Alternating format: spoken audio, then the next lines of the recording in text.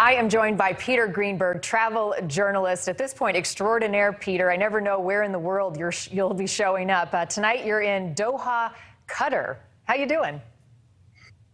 I'm hanging in, and then I'm going off to Dar es Salaam in Tanzania. So Wow. It's a busy week.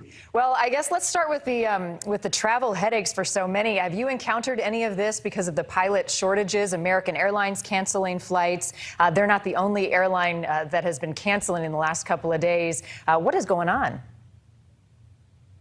Well, what's going on is that the airlines came back not really realizing how much travel was going to explode, how quickly, but at the same time, they doubled down on their schedule. So it's not about going back to their original schedule, it's adding more flights. Remember, the airlines have added 170 new routes around the United States, and American is one of the leaders of that. What they found out quite quickly was that they didn't have enough pilots.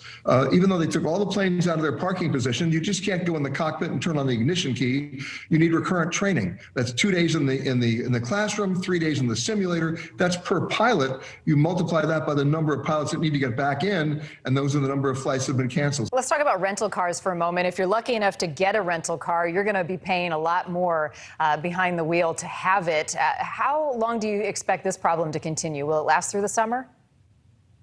Oh, it definitely will last through the summer, because here's what happened. At the beginning of the pandemic, the rental car companies were stuck with hundreds of thousands of non-performing assets, cars that were just sitting in the parking lots, depreciating in value.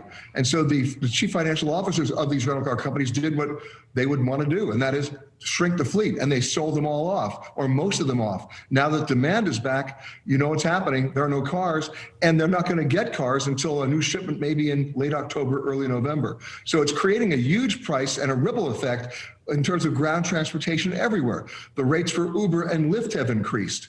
Rental car rates right now are, I've seen some as much as $400 a day for a small Kia. This is a problem. So there are alternatives.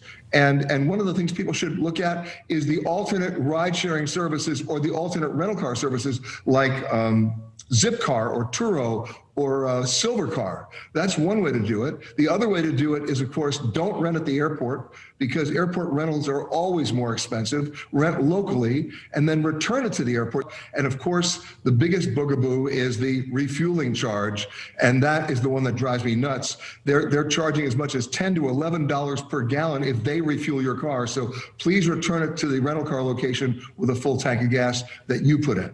Always great to talk to you. Peter Greenberg, bon voyage. Enjoy Africa.